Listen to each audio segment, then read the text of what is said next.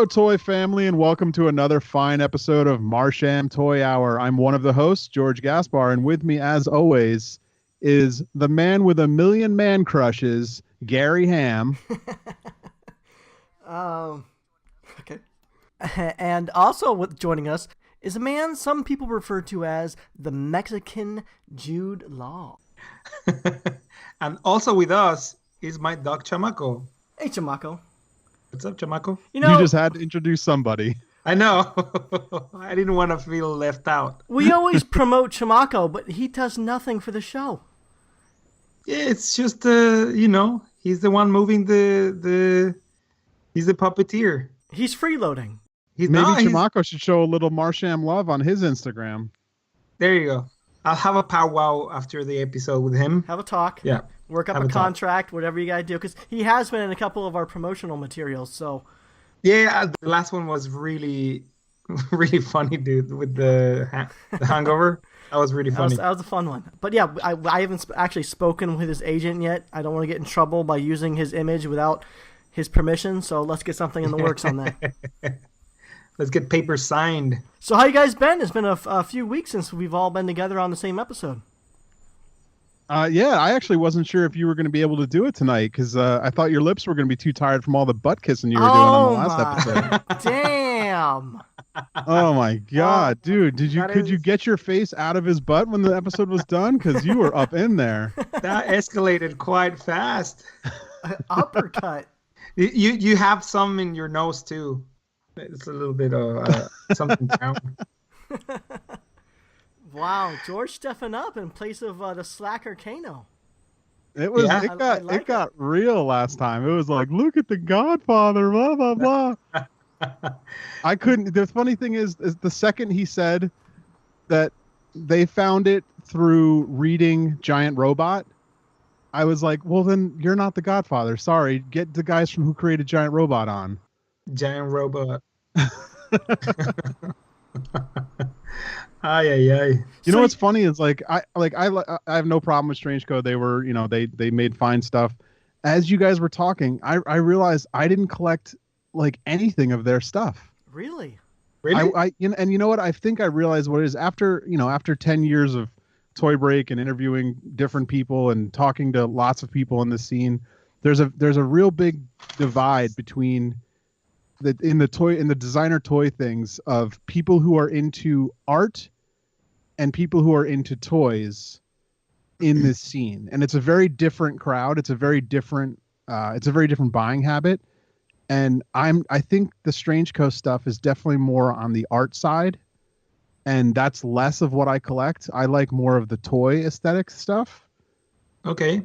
And I think that's why I wasn't really into that stuff. I think the only thing of Strange Code that I have on my shelf that you guys were talking about was some of those, was it Vivisect playset? Uh-huh. And it was it was the Luke Chew figure because I have my Luke Chew corner. Okay. Yeah.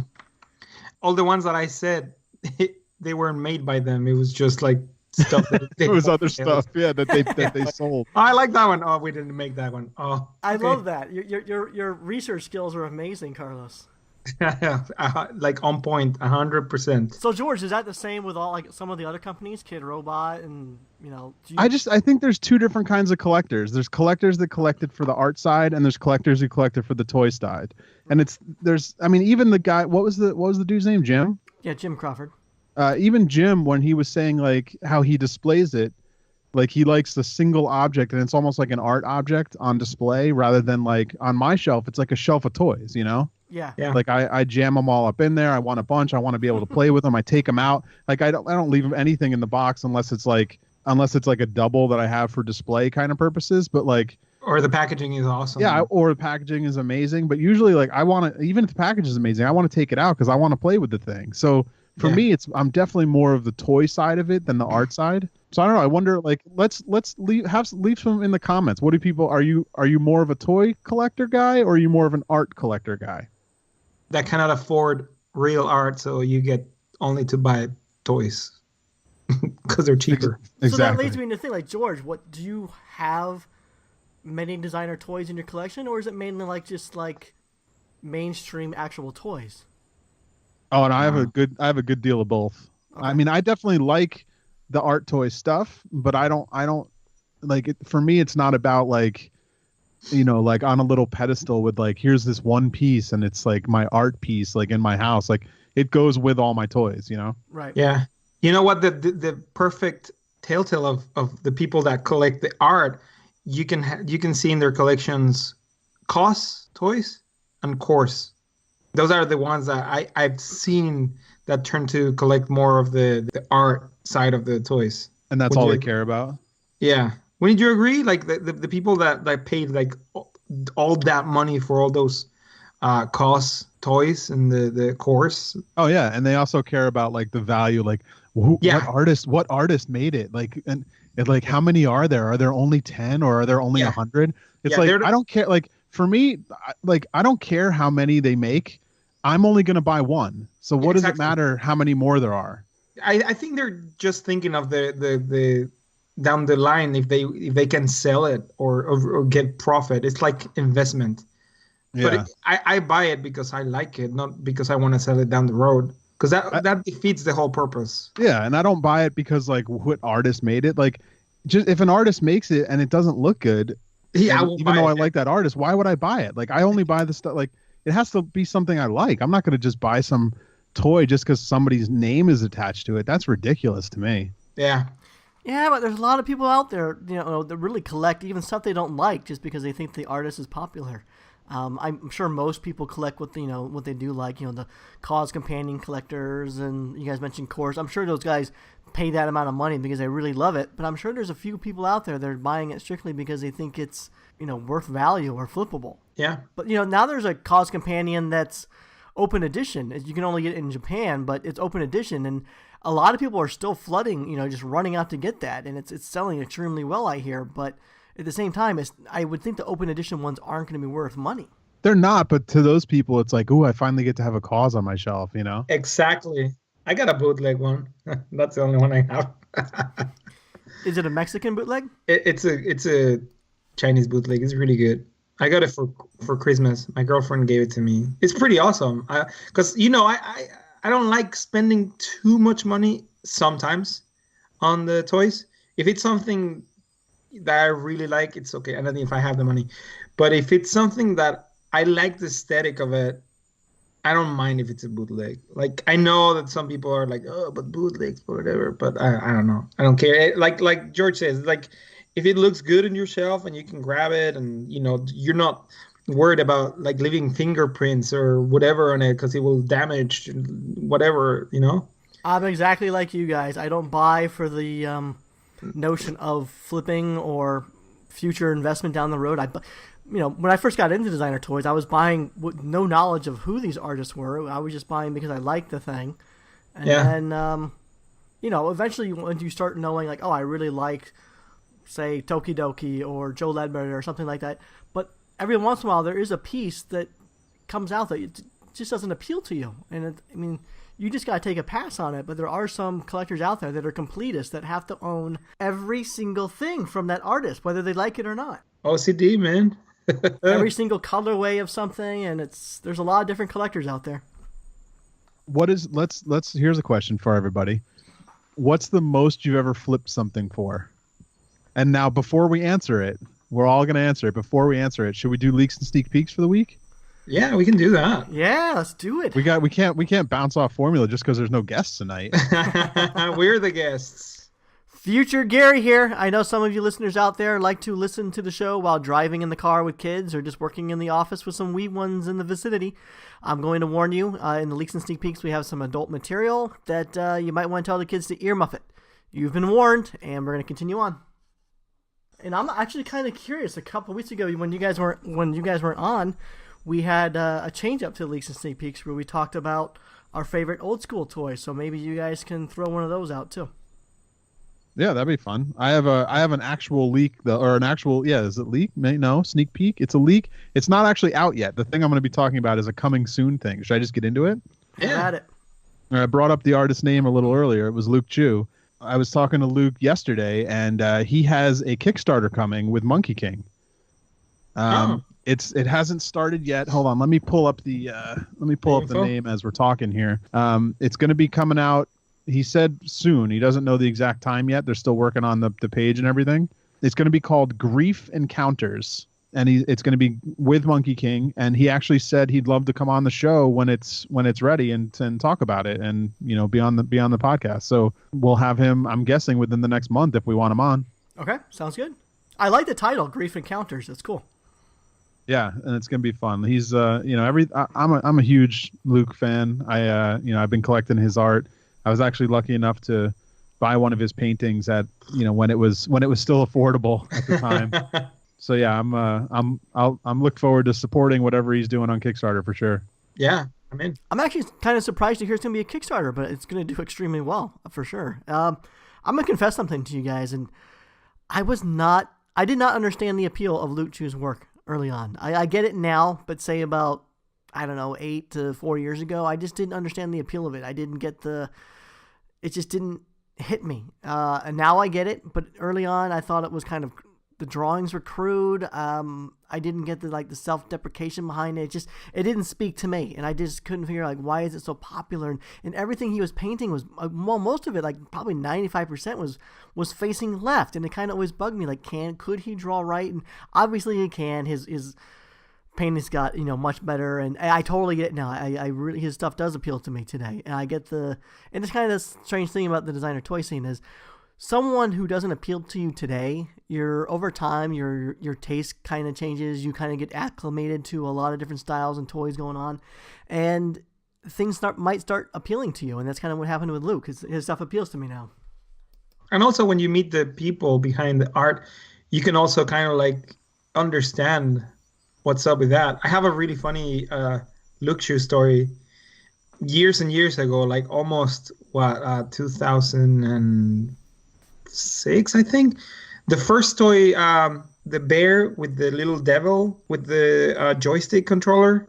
What is it called? I remember the figure. I just sold it recently, actually, on eBay.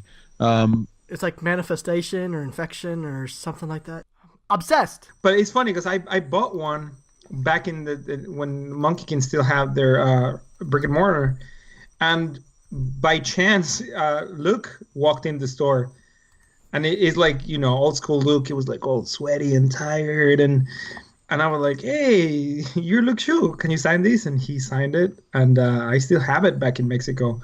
The toy, some of the earlier toys kind of went funky, so I started sipping some gooey stuff, and it kind of messed up the signature. But it's funny because now I'm friends also with him, and it's funny to think about when I was just fanning out, Luke Chu, can I have your signature? So it was funny. He was nice. Have you ever had a fanboy moment, George? Yeah, somebody now and you're friends with, but when you met them, it was just oh wow, so and so. I mean, Luke is definitely one of the guys who I used to go to all of his shows, and I would go to go definitely I would make it a point to go when he had a painting at a show. I would make it a point to go see it, and met him many times back in those days. And it wasn't until Toy Break really when we start to when we had him on the show and got to be friends with him that we got to know him a bit more and remember him, and he would remember who we were. But I think probably my biggest one of those and actually before I get into that story, one of my first Luke Chu pieces that I got was he did the cover for this CD that they were selling at. There was a show called Cannibal Flower in downtown LA. Do you remember that, Carlos? Yeah. And they used to have these shows there, and I didn't realize, I thought they were giving away these demo CDs, and I took one, but I didn't realize. I found out later on that they were selling them, so I actually stole a Luke Chu before I even knew what was going on. It was an accidental stealing. Shoplifting. But I think one of my fanboy dumb moments that I'm just oh, I'm so stupid, was when I got to meet Shepard Fairey for the first time. Oh, nice. He was DJing a key show. It was a key custom group show. Oh yeah, he did one of those. And he DJ'd the show. And I got I went up to, I had to get a picture with him. I was so nervous. I was shaking because I was that was a guy who, growing up, seeing his stickers all around the city, and Yeah. You know, it was for me. It was like, oh my God, it's Shepard Fairey. Like this is the guy that did Obey. You know, this is, you know, I saw those Obey stickers all the time. You know, back when I, you know, whenever I would go down to the city, and it was just like, you know, that was huge for me. And then of course it's just like, he's just some guy. You know, it doesn't matter. Like he's not. You realize later that like, why was I shaking? Like, why I'm such a nerd. Yeah. What year is this? Like 2006? Yeah, it's probably 2004 or 5. Wow, and you were shaking? Oh, it was totally shaking. And I did, it was back when I was still doing the Little George pictures too. So I have a picture of him with Little George. That's so funny. What about, well, no, I was going to ask Gary, but he has crushes on every single human. Right. So. No, but I don't really have, I can't think, I've been, you know, while you guys have been talking, I've been trying to think of an actual moment where I'm like, oh my God, I can't believe who that is. And I can't really think of one, but I remember. I think we could just dial it back to the Nathan Urevicius episode, and exactly. That would be the one. You could feel the tremble in your voice when you were talking. This is a funny story. It's I don't know if Scott would want me to share this, but the first time I ever went to DKE with Scott, and you know, you were in this giant warehouse, and we were looking around and everything, and this guy comes walking in, and Scott's like, you know who that is? I don't know. He looks kind of familiar, so I take a guess. I'm like, is it Ron English? And Scott's like, no, that's Kozik. But I had no idea it was Kozik, and it's like, to Scott, that was like a a big deal, and to me it was like, I don't know, it was nothing. And really at the time, I didn't really wasn't really familiar with even Kozik's work. You know, Scott probably knew of him from doing rock posters and all those other stuff, but this was really early on when we got into designer toy scene, and I just really wasn't familiar with Kozik at the time. But another story is I remember I was at Comic-Con, and I was selling at my booth, and Julie West came up, and I was a big fan of her work. Pretty much collected most of the toys that she had out, and then she stopped by and she bought one of my toys, and that just blew me away. That, you know, just someone whose work that I loved, that I collected, you know, was now buying my toys. I thought that was really cool. Felt good. Yeah, that's actually cool. It's a cool feeling. Yeah, it's always fun to have that, like, to have that interaction, especially when it's someone, especially there where it's someone you like and they come to your thing. That's awesome. No, that's awesome. But on the flip side of that too, you also have the people that you see coming. Like if you're sitting at a convention, you notice an artist that you like, or maybe someone who runs a company or something, and you see them coming your way. Like they're getting close, and then they skip you. They'll just jump. Yeah. What? Yeah, you can't take that kind of stuff to heart though, because especially at conventions, it's way too busy everywhere. All right, so whose turn is it to leak and sneak peek? Me. I saw these little banana dudes on Instagram. Christina Drake, my brother's girlfriend, sent it to me. She was like, "Oh, look at these! You can talk about these on the podcast," and they're actually really cool. It's their Instagram account. It's K2 Toy, and it's like a little banana dude with one eye. It's like a cyclops, and it's got a leg. And if you pull out the leg, you pull out the banana. Weird. It says in here that it's on pre-order, and it gives you like all the stores that is going to be available. Happy Panda Toys, My Plastic Cart, gachabox.com. But it's pretty funny, dude. Okay. I want to get one of those. Sounds cool. How's your banana doing? Excuse me? It's nice, big and hard because it's resin. I'm still working. Gross. On it. I can't believe you took it there. I was being very innocent with that. Nah, come on, you're not innocent. You dirty-minded boy. This is an adult show for adults. Speaking of that, is it my turn? Yeah. All right. Well, since we've kind of gone into bananas and the adult realm.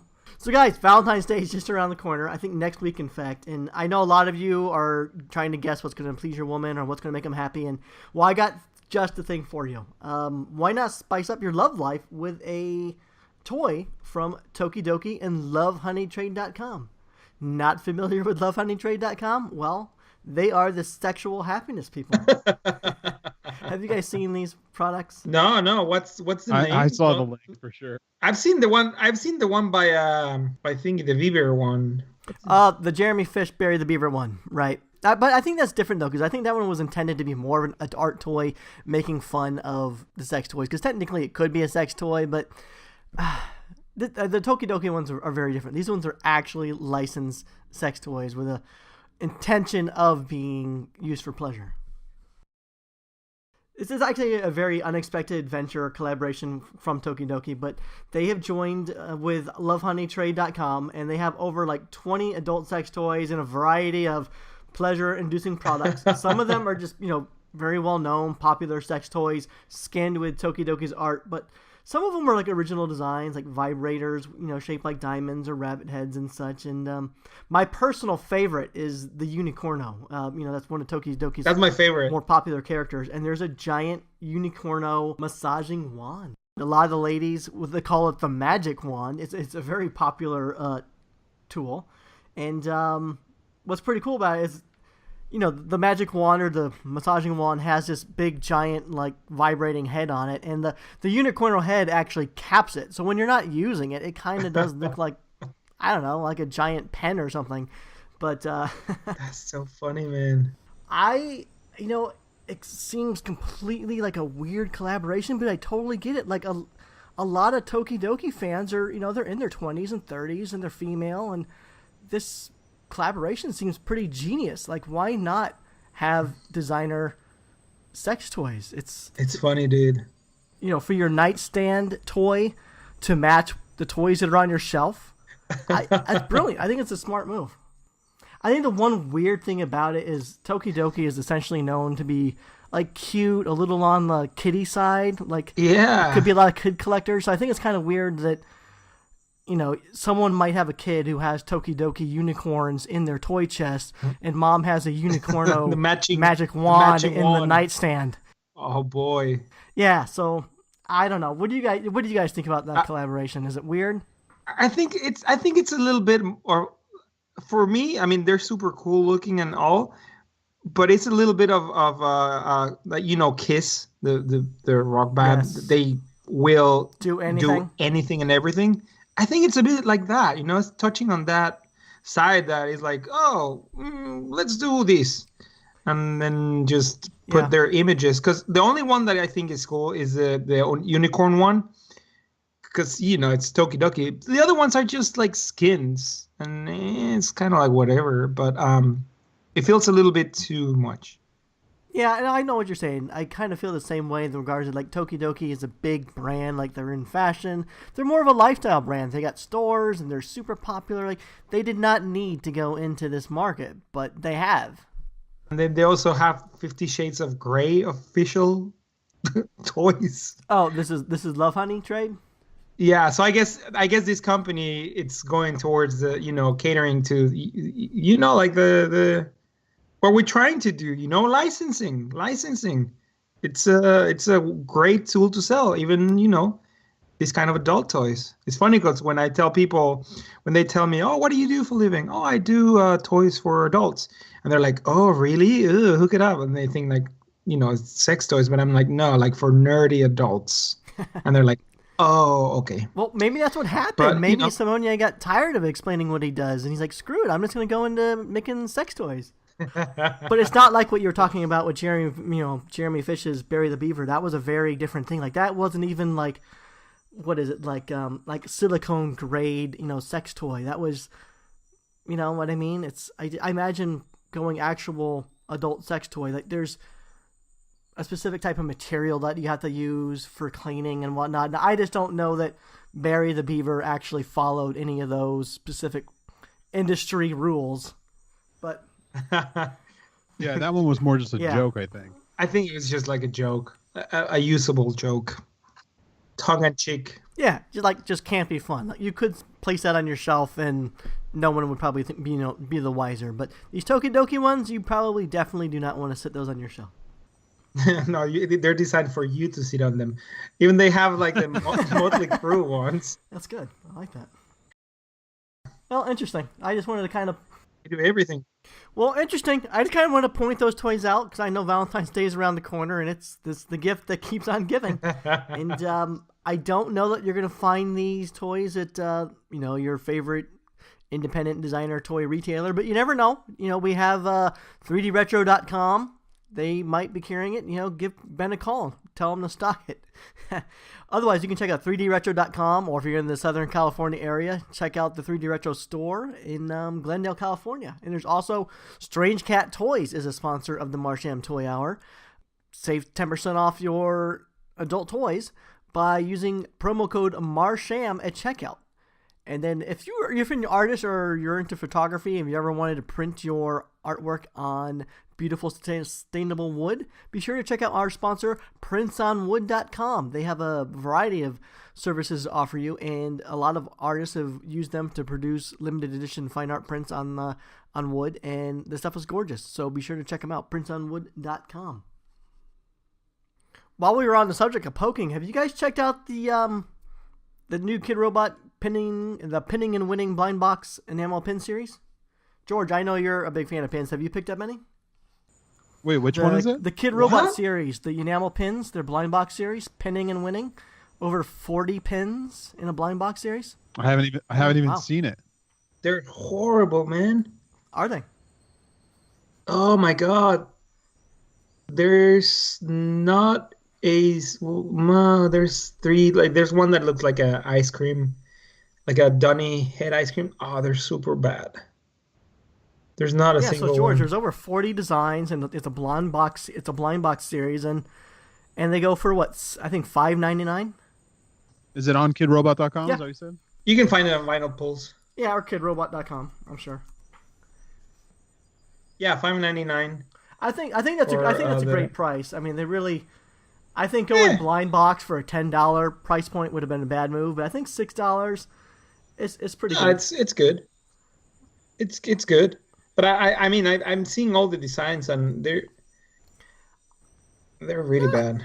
It's kind of like a lot of them is like super old, like images, like the punk Kidrobot, the robot logo, and I don't know. Like, I mean, I make pins. George makes pins, and you kind of like see when other people make pins, you're like, oh, they could have made these better or that better. It's just like it's got its limitations, and you can actually make some really awesome pins. George has made some really cool ones that I have all over my jackets and chamacos bags.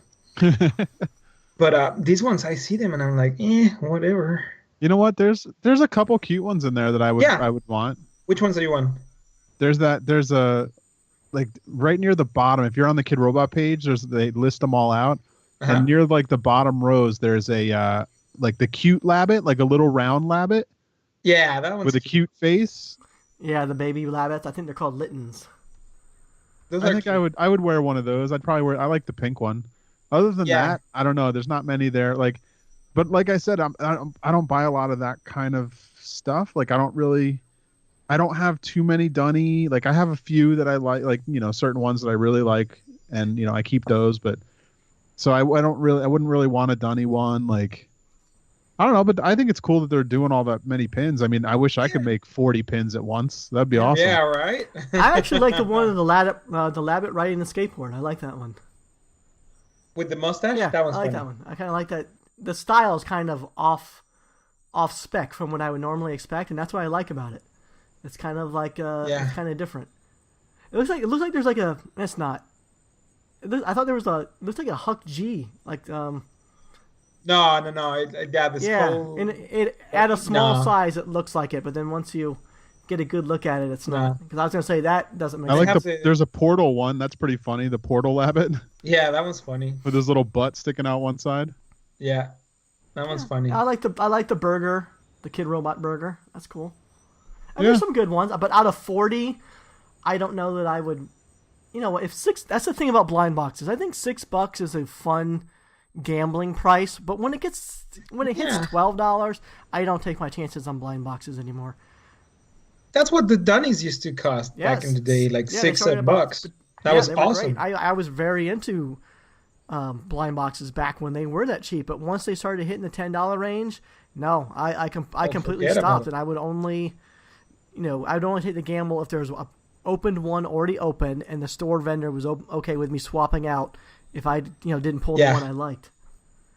Because Absolutely. there is so Kidrobot had a lot of releases this month, and one of them was a blind box series of the Andy Warhol blind box series, where it looks like Campbell soup cans, and inside, it's kind of cool. It's like you open it like a can, a cracked open top, and then inside is the toy. I think the packaging idea is genius, but the toys themselves are $15 for a blind box toy, and I don't know who's going to spend $15 for a blind box. It's a bit much. That price is outrageous. I mean, the packaging is really great, but $15 is for the thing that you get inside. Forget it, dude. Yeah. It's not like this amazing thing, and do you think that's just because of the licensing cost and they just have to bump up the prices? Probably. Yeah, I mean it's the packaging and the licensing and making Everything. the product. That's how much it all costs. Like I don't think that their price is wrong. For me that's too high. Like, but I understand why it's that cost. I don't say that they're doing it wrong. It's just hard to justify it for my budget.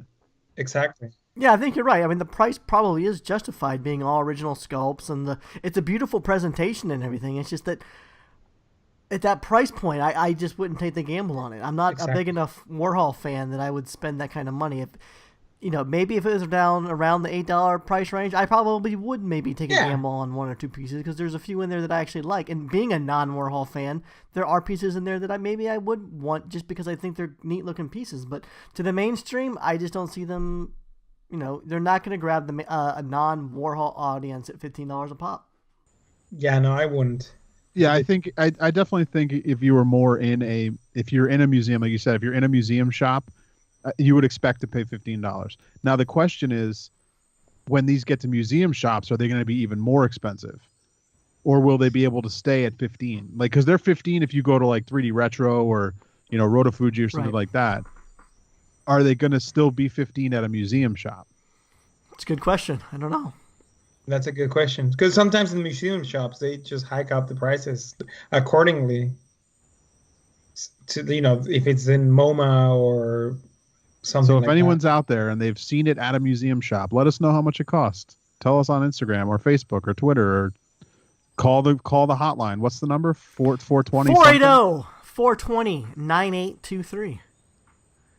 Yeah, so I was going to say, because this is a pinning and winning, and pinning, pins collections are becoming more and more popular, I thought I would offer up my woodcrafting skills to make an original pin decoration holder. Ooh. I don't know how we go about giving this away, but I am willing to make one. Maybe put some cork into the design. Yeah, that's what I mean. I'll maybe on one of my bandsaw I'll cut out an original shape, or maybe I'll just cut out a dunny or a labbit if you're really into collecting the. Cut out a Marsham head. Yeah. Or a Marsham head. Yeah. But I was gonna say, if someone's really into collecting the Pinning and Winning series, I could cut out a dunny or a labbit, or. No, do the original one, because that's more awesome, because people are not just going to collect those pins. They're going to put the pins that probably they already have. Plus so that. I'm willing to make a one-off original pin display thingy. And I want to offer up to the listeners, but this is a time-consuming prize. How should we go about them entering? It should definitely be some kind of it should be an Instagram post where you show like a block of wood and a pin, like take a picture of an empty block of wood and a pin so you can put it up, and then put that on Instagram, and then they could search the Marsham Instagram and go to that picture and leave a comment. Follow and repost? Yeah, sure, follow and repost, yeah, and you're entering the thing. It should definitely, something like this should generate more followers and more shares. And hey Gary, these sounds like a trick to get more followers. I'm trying to just boy. I'm not going to spend all my time doing this for nothing. No, I know it's a great prize, like an original piece of art. to put your pins, it's like a no-brainer, dude. Like everybody should get on board on that. I just feel like there should be something. I've seen people just go to, Marshalls, and they just buy a regular square, cork board. And there's nothing designy about it. And I'm thinking I could just easily just go out in the wood shop, cut out a shape on the wood, and it could, I could design it so it could be hung on the wall, or the wood's going to be thick enough that you could just set it on your desktop. So it's, there you go. So I just want to offer that up. So you should make some of these and come to DesignerCon. Yeah, and they just sell them, giving away ideas, man. Huh. Yeah, there's a show called DesignerCon. It's every year, and you never come, and you could be making money. I've heard about it. Yeah, dude, people spend money in DesignerCon. That's what I hear. Well, I mean, I think it's a great idea. Yeah, I'll think about it, because I really don't think it's that take that much time, but it is going to be a unique thing. Yeah. So, yeah. You could even get somebody to silk screen, so you don't have to spend the time hand I'm painting not painting them. Crap. I'm literally just going to cut out the shape, probably glue on some cork board, and just X-Acto knife around that. Yeah, some cork. What did you just say? Cork board cork. Oh man, that was funny. Okay, no, but seriously, I do want to make something for something for the listeners. I don't know if it's going to be an original, but I do want to design something for the pin collectors out there. You guys don't have much out there to complement your collection, so I'm going to design something fun for you to be able to stick your pins into to display. And stay tuned for more details. Follow us on Instagram at Marsham Toy Hour. And we'll be posting images of it and how to partake in the contest to win it pretty soon. And if a lot of people do end up liking this idea, I'll make more. I think it's something that'll be fun and probably not too time consuming. So I think I could make more, but I definitely want to offer up the first one to a listener. So stay tuned. Marsham Toy Hour on Instagram. Give us a follow. Don't tell me what to do. Let's get back to my question before we did leaks and sneaks. All right. What's the most you've ever flipped something for? Oof. I cannot remember the last time I flipped something. Yeah, honestly, George, I can't think of anything that I flipped. All right, not flipped. I guess flipped is the wrong word.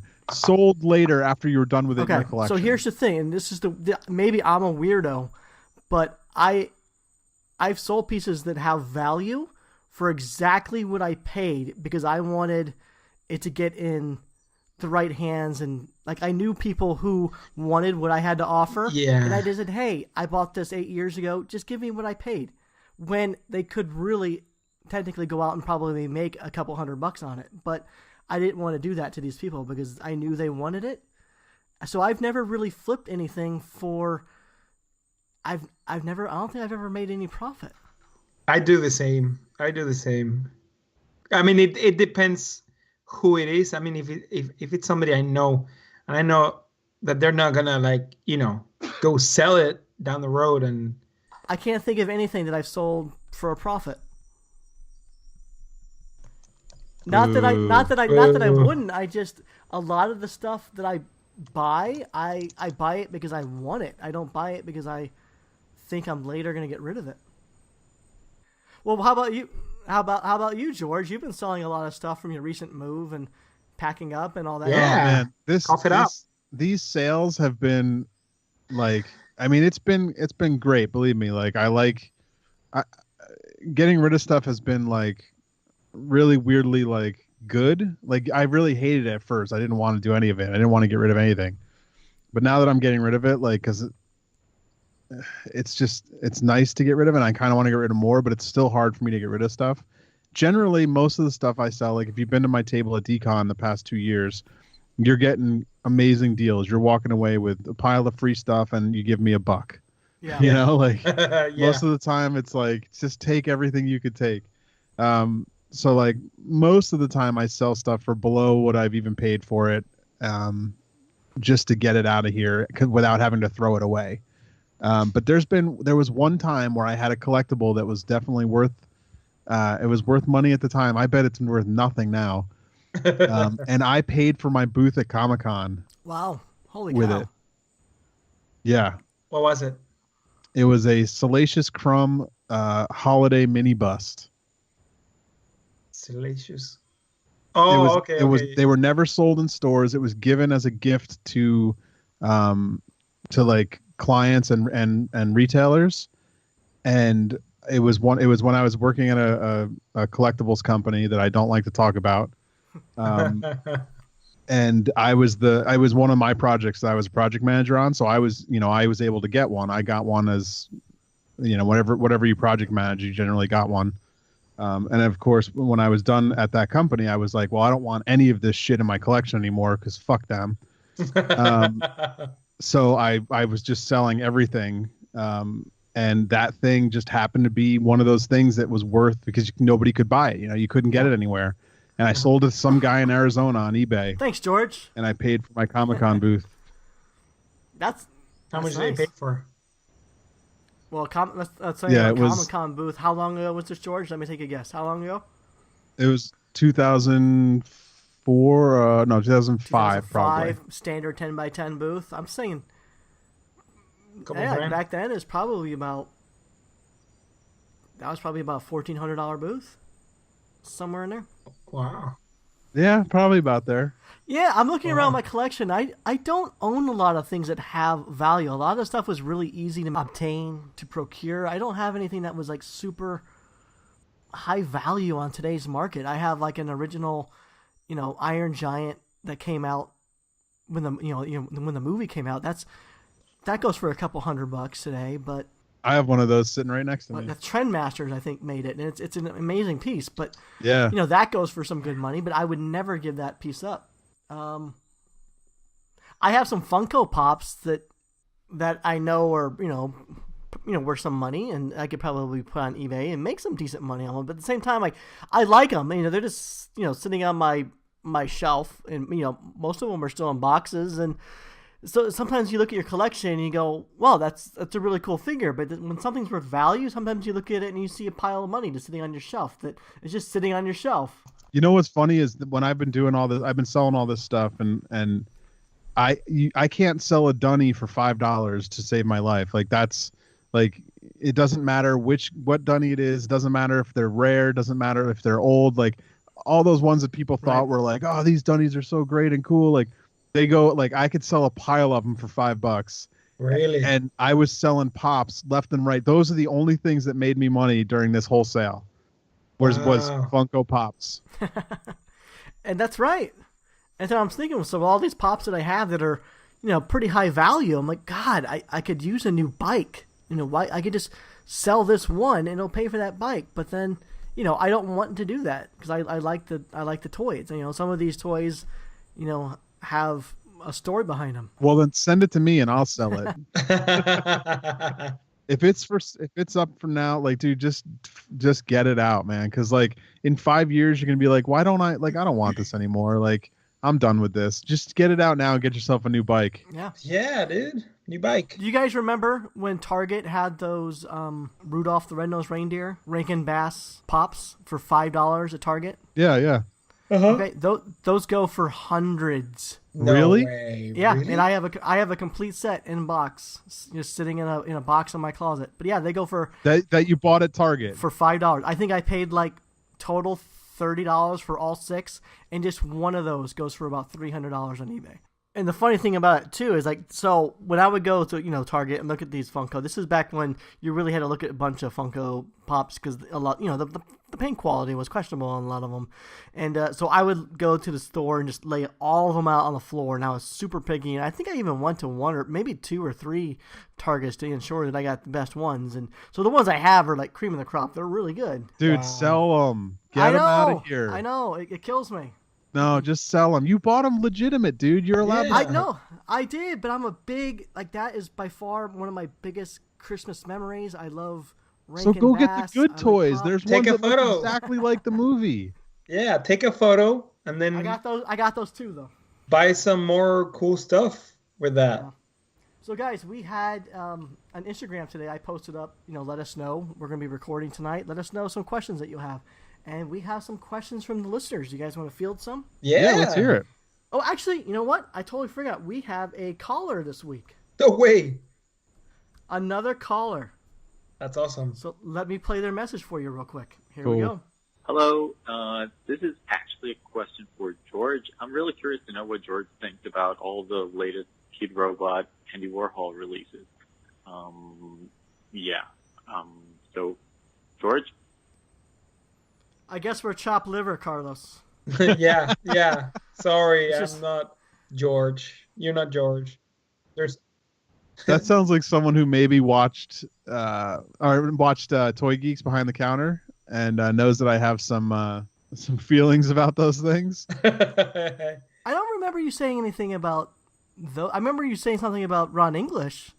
Have we not the opened? grins. He's in the same category to me. Oh, okay. Ben is a huge collector of this Andy Warhol stuff. He loves Andy Warhol stuff.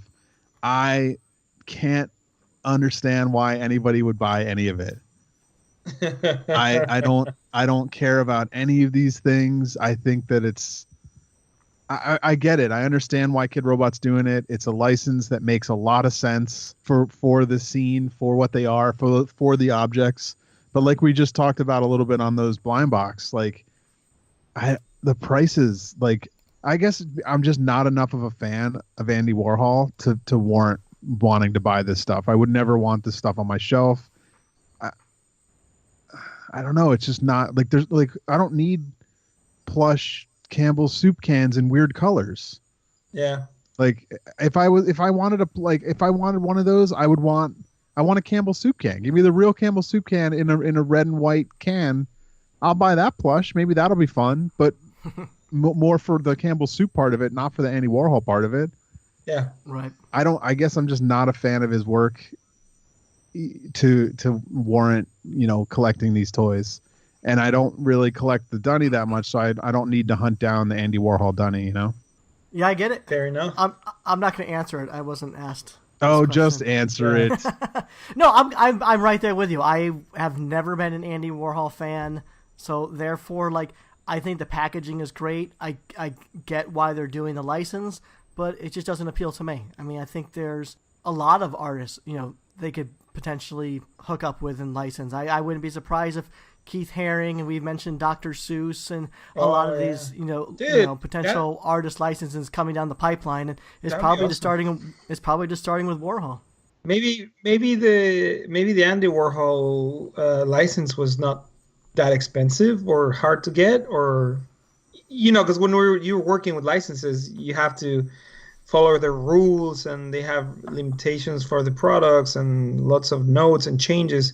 So maybe that was a license that didn't expect.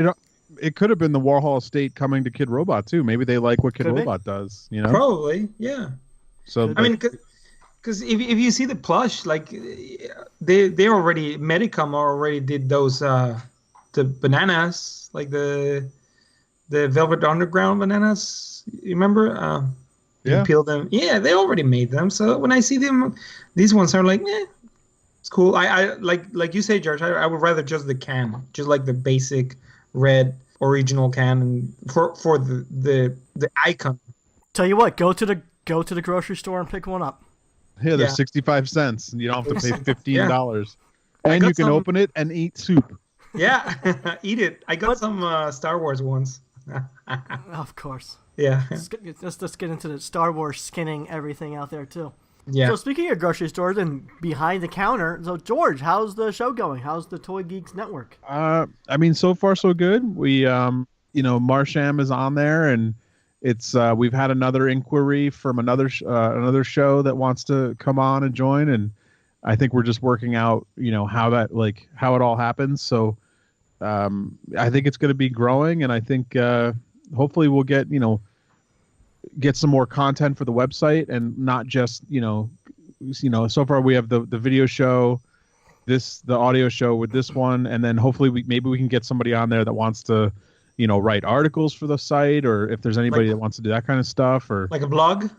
Yeah, I mean, it doesn't even have to be like a blog. It doesn't have to be a blog like a toy blog, like a standard one. But if someone wants to write articles or interview somebody or something, and they want to have a place to post it, we'd probably be able to, accommodate that there. And I think it's I think it's only going to get better as we go along. It's all still in its infancy right now. It's only a couple weeks in, and I think it has potential to grow into something really cool and fun. The reception's been really good. I see lots of people snapping photos of them, how they're viewing, and posting it on Instagram. That's cool. I love to see that, dude. Those pictures are so fun. Yeah, those are funny, dude. And very obviously promotional. I think that's what I laugh when I see those things, because it's initially it was just someone taking a photo of their laptop, but now it's like they're stacking their collections on their keyboards or like the stuff they make. It's cool. The stuff that they make. Yeah, it's cool. It's the cross promotion. They're promoting their own stuff and promoting the show. I think it's cool. Did I ever tell you guys my new show idea? I might be kicking you boys to the curb. Oh shit! Already? Already? Yeah, okay. I'm gonna tell you what it is. The Gary Ham Cupid show. No. You know how designer toy people seem? Well, it doesn't seem like they seem to. They just seem to hate Funko Pops, right? Yeah. Uh-huh. I'm going to create a show where I animate Funko Pops reviewing designer toys. What, do you want to make it so no one will watch? Are you kidding me? That would be hilarious. The people that like Funko will watch. Oh my god. And then they'll be like, what is that crap these awesome Funkos are unveiling? Oh, I'm just dancing around the Funko Pops, reviewing the latest, blind box series, and I could bobble the head for yes and no. And God! I think it's brilliant. Oh my god! Well, talk to Ben. Put it on the Toy Geeks Network. Oh my god! Okay, we got some other questions here. Shoot it. Okay, so speaking of the longevity of working in the toy scene, this listener was asking why some artists make a big splash only to disappear a few years later, and why some have been doing it for, 10, 20 years. It's not easy. What do you guys think? It's not easy. Now, he didn't give any examples of artists that have done that. I think that would have helped, but he might be talking about someone like Jay Neth Creatures that we talked about on the old school episode. Like, he came out, did one amazing Neth Creature series, and he was a one and done. That's it. He moved on to other things. And I think I know my thoughts on it, but I want to hear what you guys think. Well, again, I mean, in my opinion, there's not a ton of money to be made in designer toys by itself, if that's all you're going to try and do. Mm-hmm. There's not enough of an audience there to like just live off designer toy, and that's all you have. If you look at almost everyone in the scene, not everyone, but almost everyone in the scene, they all have a regular job or another job or something else they do besides designer toys. Yeah. Yep. Designer toys is more of a passion, and it's more of a passion project that it's just something that you have to do. Like, I think we're all doing this because this is what we have to do this stuff. We don't have any other option. Like, we're not going to, there's no other way to get this stuff out of our head, Yeah. And we also collect it too. And it's stuff that we're into. So I think the more you're into this stuff, the more I think the people that disappear are just people that aren't into it. They're just not, maybe they're not collecting like Jim from StrangeCat. Like, he's not a collector. When he was doing it as a job, he was making his money. But when it started to dry up and not be the point where he was making the money and it was a business for him. Yeah. So it's like he sees he has to get out and do a different business. It's not a passion. It's not his love. He doesn't care about designer toys. He was in it for a business, and that's great. And we need that. We need people like that because we need businesses. There's room for that kind of thing. But I think the people that stay are the people that just it's passion for them. They have to do it. I agree. Yeah, I agree. And it's, like you said, like some people, and you've seen them, like the, what is that brand from the UK? I forget. They did a bunch of like different platform toys, and then they just vanished. Dude Box? No, Dude Box. Those guys were like, oh, they're so, like, they probably thought there's so much money to make in this industry. We got a bunch of money laying around. Let's just do it. And then they realized that it's not like that, and then they just bounced. So I agree with that. Like, a lot of people think they're gonna become rich by doing it. And some people, have not become rich, but they sell their work, and it's good. But I think, like, the money, like, that you can make also, like, an artist, and if you're making your own toys, is doing, like, the Bram Peters and Kathy Olivas, that they do their hand painted original versions, one-offs and stuff like that. But even them, they're more artists. They're more of the art stuff. It's not just toys. Yeah, like, it's true. not just 3D toys for them. They do other art jobs as well. Yeah, true. They have a gallery. It's like, it's not just. Yeah, it's not just that, because by itself, I don't think you could just do that. You have to do 100 other things. Yeah. And it's a passion. Like, it's definitely something I have to do, because otherwise I'm just filling up, like, sketchbooks of ideas, and if I don't put them out, it doesn't feel the same. Some people are just happy doing I don't know, fishing or collecting stamps or stuff like that. Mm-hmm. And it's more than a hobby. It's like a passion, like George. Yeah, I think a lot of the people that are sticking around, like you were saying, is a passion thing for them, but also they're also very into self-producing and just getting their stuff out there. A lot of the people that come and go, we're working with companies or contributed to design, and just they just weren't into it like some of us are. And I think of an artist like Jared Deal. When I first came into it, he was making toys and self-producing resin runs and stuff, and and he disappeared. And I don't know the reason behind that, but life happens. Sometimes people get new jobs and start families and kids, and and this designer toy thing, it's a lot of work to really, and it's expensive. Self-produce. It's expensive. It's not cheap to do this stuff. So if you all of a sudden get kids, there goes your funds. There goes your funds for toy making, because you've got to spend it on your child now. Yeah. Gary knows. Yep.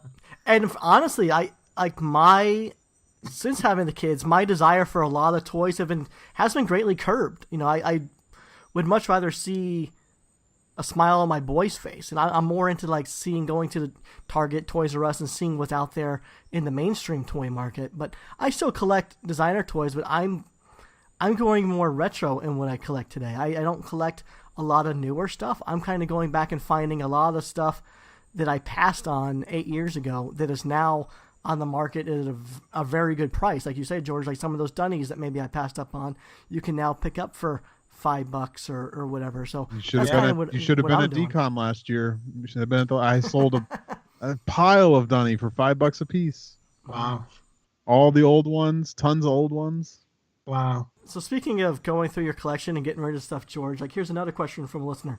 When your collection gets too large for displaying properly, what do you do? Do you start selling older toys? How do you know the value of those toys? What do you do with a lot of the boxes? Storage. Buy a storage unit. So do you think buy a storage unit rather than just sell maybe some of the toys that no longer interest you to make up space for new toys? For me, I just keep cramming them on a shelf, and it gets more crowded and more crowded. No, but I mean, honestly, there are times where, like, if it's been up for a while and it's no longer like at the front of my collection, and it's something that I can take off a shelf, I'll put it in a box and I'll put it away, like, in a corner. And I've done that for so long now that I'm confronted with it at this point where I'm going through a move, and I mean, if you could see behind me right now, there's 500 boxes of stuff that it's just like, what am I doing in this pile? Like, this is ridiculous. Yeah. So, I mean, if there's a time where you can see something in your collection and you can get rid of it, or it no longer makes you happy and you feel like you can part with it, go get rid of it. Get rid of it before it gets to this point, because it's tough when you got to deal with it when it's this point. It's a little overwhelming. So, I don't know, if you have a way to get rid of it beforehand, get rid of it. Give it to a friend. Sell it. It's hard to. You're probably never going to sell the thing for what you think it's worth. Yeah. You're probably going to end up losing money, but you can't look at it like that. You have to look like you got your value out of it when you bought it and put it on your shelf and you were happy with it. You can't look at it as like for me at least, it's not like like all those Dunny I sold for $5 a piece, I paid $10 a piece for them. But like, Yep. and I got my value out of it. You know, they were on my shelf for 5-6 years. You I got my enjoyed them? I got my $10 use out of it.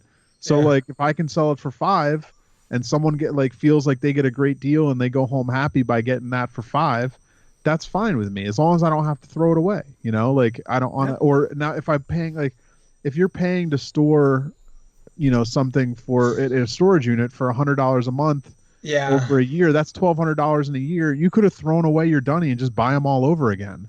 Exactly. That's a good point. So like, just get rid of them, and if you feel like getting them later, just buy them later. Yeah. Now, when you're doing that, George, did you find that did it matter to people if it had the box or no box? Dude, when you're selling it for $5, they don't care about the box. Okay, so not the $5 stuff, but anything else. Did you? So a lot of people take their toys out and they put the box in the closet, thinking that just in case I'm going to sell it 6-10 years from now. Do you suggest keeping the box just in case you're doing that, or just get rid of the box? Does it really matter if you keep the box or not? I used to keep the boxes. I was a secret box hoarder.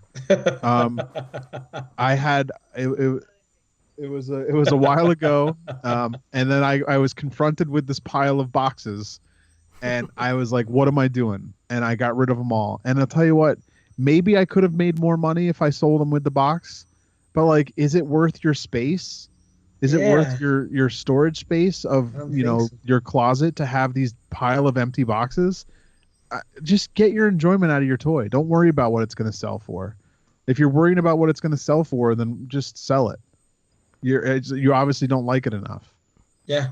Now, for a while there, George, weren't you just kind of breaking them down, taking out the clamshell, breaking down the box and just storing it flat? I did that. And then what's the point of that? Because if someone is a box collector and they want the whole thing, then you're already missing half of it anyway, and it doesn't have value. So literally, like, just throw it away. Get rid of the box. Unless you like, and there's a lot of them that I did. Like, do you remember the Jeff Soto Seekers? Yeah. It was a pretty large box, and the back was a really cool graphic, just a nice big graphic image of the painting. I cut that out and I just kept it, and like, you can frame that as a little, you got a little painting now. Like a poster, yeah. Yeah. Yeah, cool. I think that's unless the box is like amazing, yeah, you don't need it. And if it has like a good graphic, you can cut it out and frame it and it looks awesome. And that was something you guys were talking to Jim about all of his cool packaging and stuff, and I was just like, ugh, who cares? Throw it. Like, but again, I'm the guy that doesn't like. Don't spend the money in your production on packaging, because I'm just going to throw it away. You're wasting you could have put more deco on the thing for the price that you're paying for the packaging, and I'd be happier. Yeah. I'd rather buy all my stuff in a Ziploc bag. Right. Yeah. Remember when Mind Style came out with those really nice, fancy, like, magnetic clasp boxes that they did for like Dr. A's Mectorian guy, like yeah.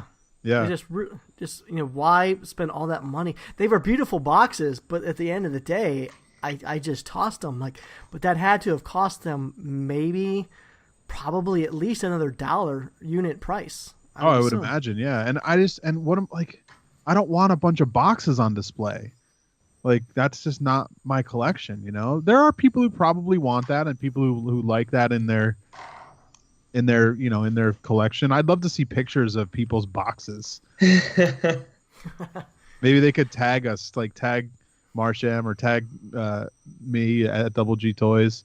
I'd love to see some pictures of people's collection of, like, just this boxes. Is their closet of boxes. Empty boxes. I'll send you a picture, because I have a lot of stuff, not necessarily designer toys. When I moved, I have still boxes of designer toys that I know that are not displayed yet.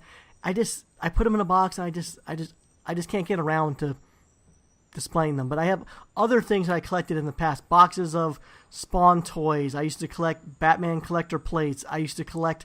Did you guys ever go to the Warner Brothers store and they had those giant Warner Brothers characters in resin? So yeah, I have almost. Yeah, I know those. So I bought almost every single one of those, and they're 2 foot tall Gossamer, 2 foot tall Bugs Bunny, and Yosemite Sam. those things are huge, 2 feet tall. You know what, a foot and a half to 2 feet tall, just filling up my closet space throughout the house. And what I should do is, I'm just too lazy to put stuff on eBay, but I should just go to one of those eBay vendors and really whatever kickback they get, 20% or whatever it would be worth it just to take that stuff to them, let them deal with the logistics and work end of it, and then I just show up one day and get a check. That's what I should do. Yeah.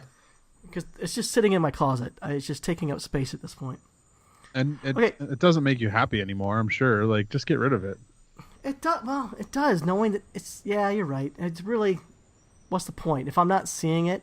Like, all these people that have storage units that they're paying $80 a month for. Like, why are you spending almost $1,000 a month, a year, storing toys that you don't look at anymore? Like, do you ever... Yeah, you might be flipping these toys $20, 20 years down the line, but 20 years at $1,000 a year, you're spending $20,000 to store those toys. Like, it just doesn't make sense. It does not. Unless you got Mego or original Star Wars or something that's really high value. But a lot of the stuff that you're storing isn't going to compensate for what you're spending on storage.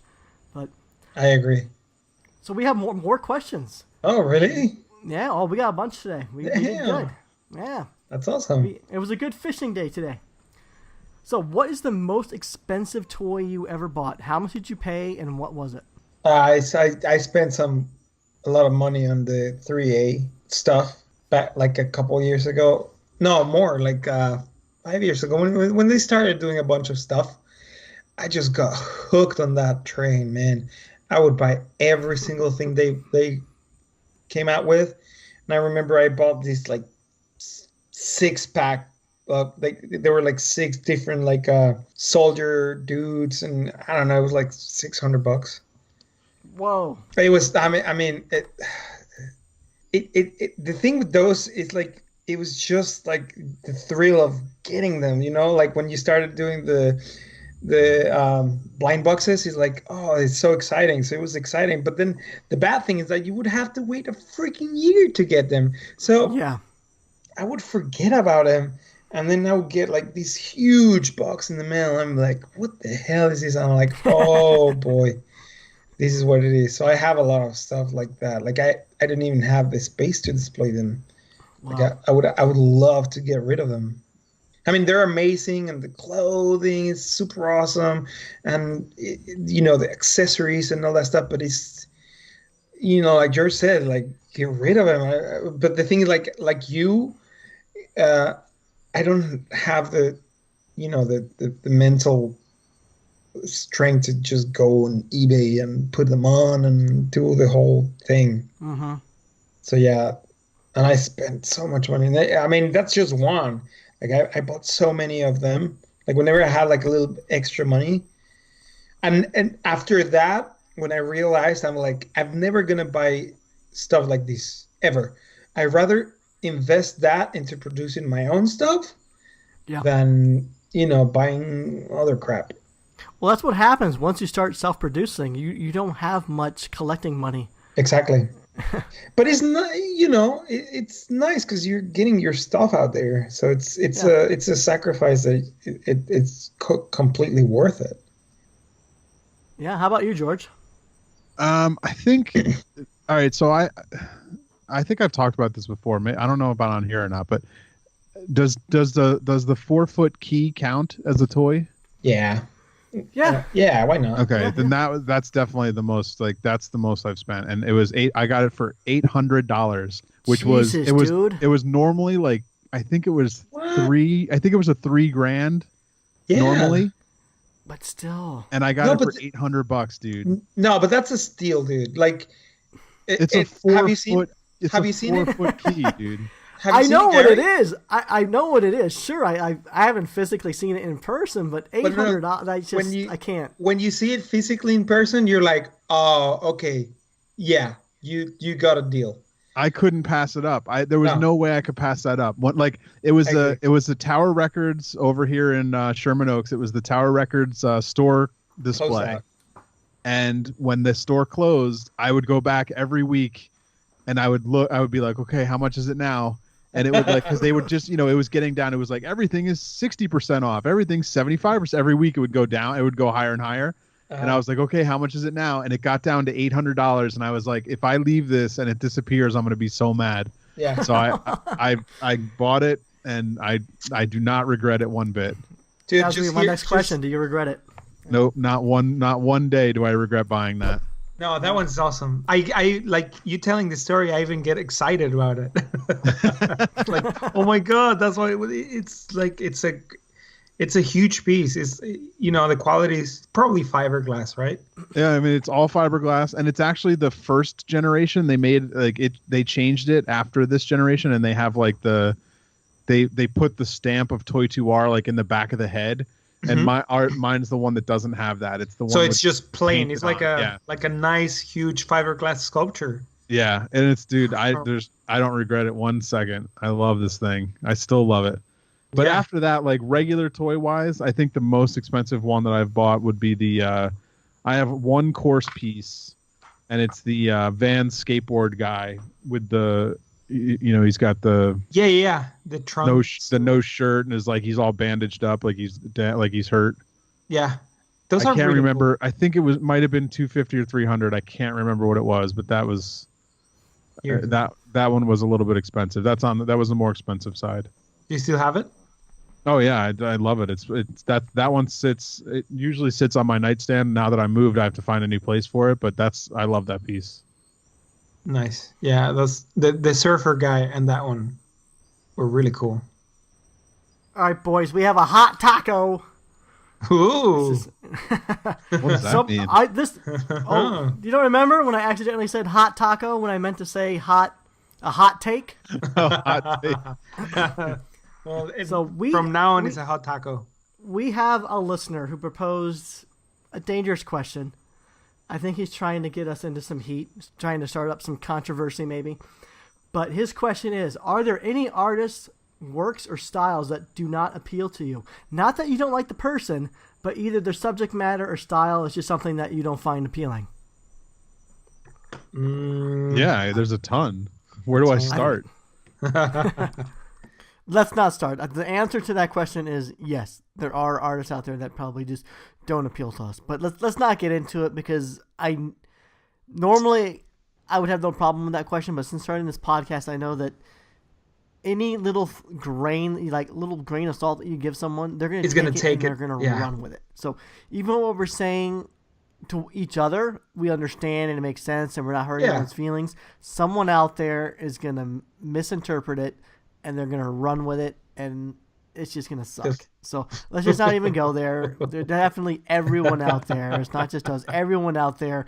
There's someone in the toy scene or the art scene. They don't appreciate their stuff, and it's art subjective. So let's just not go there. Good question for the. I think it's a good question. Talk to me about it at a convention outside, but I don't want to do this stuff on air. Sorry, buzzkill. Yeah, I think these kind of questions are difficult because people's feelings are very. I mean, artists have a very thin skin, and they get offended so easily. I'd rather talk about like the artists that we enjoy than the artists we don't like plus, like you said, it's very subjective. Yeah. All of that stuff, it's really just comes down to your personal taste and what you like in your collection. Exactly. It's kind of like it's weird. It's weird when people ask those questions because exactly where they going. Hot taco. No, but seriously, like it's a good question. It's a fun question, but yeah, we can't really. Let's just not get into it. We could, and then I think next week we would probably end up regretting it. So. Let's keep it cool. Let's keep it classy, Marsham. Yeah, exactly. All right, guys, next question. What was your biggest accomplishment as well as what was your greatest failure? That's too meta, man. That's too deep. You know what? Ain't nobody got time for that. We're running late. We got a lot of good questions left. Let's just save them for another time. Yeah, I agree. By the way, happy Groundhog Day. Guys. Groundhog Day. Do you know if Phil saw his shade or I haven't heard. He did. He saw his shadow. That means 6 more Oh. weeks of winter. 6 Oh, more weeks crap. of winter? My girlfriend loves the winter.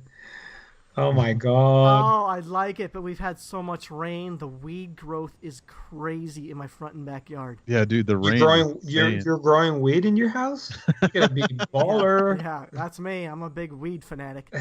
No, I'll be out there. I'll be out there with a screwdriver for probably the entire weekend plucking weeds. But the great thing about kids is I'm gonna have some helpers. There you go. Exactly. For cheap, for putting free. them to work. You know, it's funny at this young age, 2 and 4, this stuff is fun to them. Dusting, vacuuming, Oh yeah. helping daddy. It's fun. They love raking and shoveling and all that stuff. I know 5, 6 years from now, nope, I won't be able to get them away from YouTube and their video games. But right now, I'm going to take full advantage of it. Hell yeah. Yes. I completely support your stance. Labor, Yeah. cheap labor. Cheap labor, tax write-offs. But I love those little buggers. I love them to death. God, that's awesome.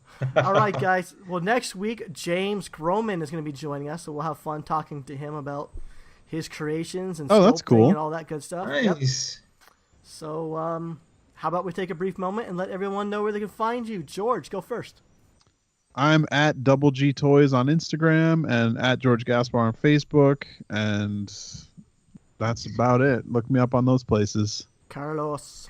You can find me and my bro at The Beast Brothers on Instagram, thebeastbrothers.com, and also you can find good old Chamaco at My Name is Chamaco, and today I will have a powwow with him, as I mentioned before, so we can, cross promote. That's right. We need some of those dog lovers out there. Yeah. All right. I've really enjoyed this homegrown, just the three of us just talking the breeze. Let's do more of it's that. fun. I love having guests, but at the same time, it's really more focused on them, and we don't get to just hobnob and round table and stuff. Yeah, this is fun. This is my 20th year of in the toy industry right now. Wow. Today? Not today in particular, but this year marks 20 years of doing toys. So when you started from McFarlane Toys? Yeah, 1997 Wow. is when I interviewed there and started. Crazy. That's nuts, dude. Well, congrats. That's a milestone. Congrats or congrats? I don't know. You got No, 20 it's more in you, right? It's awesome, dude. It's awesome. Oh yeah. Yeah, no, I like that. It made me think about it with one of the questions earlier. I was like, yeah, I like these question and answer ones too. Yeah. Yeah, they're fun. So Absolutely. again, we've had a lot of fun with your questions. Just if you feel like emailing them to us, you can email marshamtoyhour@gmail.com. You can call us and leave a message at 480-420-9823. Or anytime you see a post on Instagram or Facebook, just go ahead and leave a question in the comment section, and we'll add it to our list of future episodes. So I think this has been a lot of fun. And I'm Gary Ham. You can find me at superham.com or Gary Ham on Instagram. This has been the Marsham Toy Hour. Until our next transmission, we're signing off. Bye. Bye. Bah.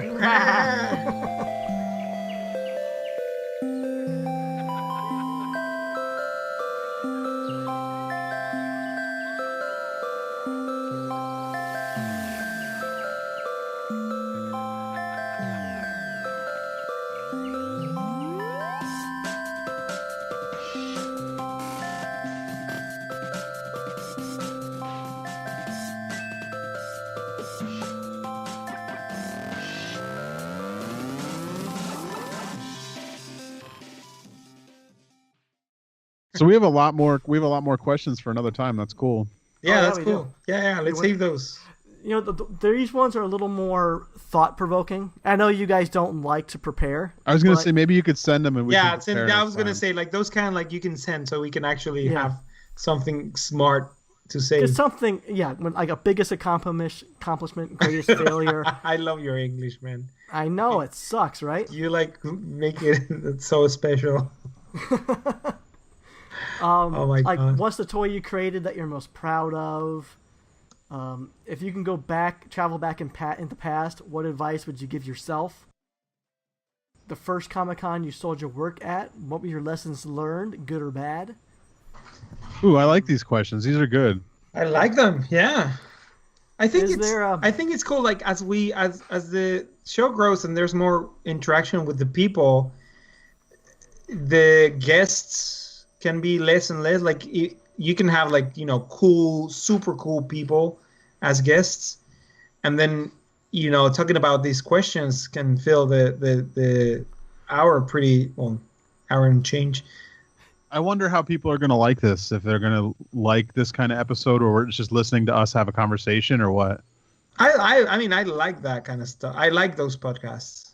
I feel like it's more like eavesdropping onto someone's conversation. I find it really interesting. This is what, when we started doing this podcast, this is exactly how it's supposed to be, with a little bit of history, because I actually prefer this. I like having guests. I like getting to know guests, but because it's more focused on them, and there's a lot of people who don't know who the guests are, we have to focus on them. It's just weird to have someone new on the show and not really get to know them. So that's why I like, once we've interviewed a guest, we can have them back, like Ryan or Scott or Carlos or even George. That's how you started out. It's just easy to bring someone back in, and now we can just talk normally without having to focus on their how personal, you came to be. Yeah. Exactly. It's no longer like trying to promote the artist. We can just chit chat. So that's why I like, we have a pool of, people we've already talked to that we can just go back and bring on and chit chat. Actually, Chris Rydiak, he's another one. He's been on several times. He'll be on again next week with James. So what day are you guys doing it? Do you need, should I sit it out so there's not too many people again? No, we're going to do it Thursday. You can hop on, I think it's fine if we have 5 people on or whatever. It's just, we're having, Chris is joining us because he has history with James. He knows him well, so he just might have some funny stories to share or know what to ask. And they're both American Greetings, right? Are they? I don't know. Yeah, because James American Greetings is the one that did Mad Balls, so that's where James worked, and I think Chris used to work with American Greetings. Yeah, I know Chris did. I did not know James. Interesting. I didn't know James, but I love that guy. Well, I don't know if he worked there or if he was work for hire, but he definitely if he did the Mad Balls, which I think he did, that was American Greetings. Yeah. See, Mad Balls makes sense for James, but what if he worked on Care Bears? Oh my God, that would be amazing. Could you imagine James working on Care Bears? He probably did. Sometimes just gotta make the money. You got to. Money. We're gonna get that out of him next week. All right. This has been the Marsham Toy Hour. Talk to you next week.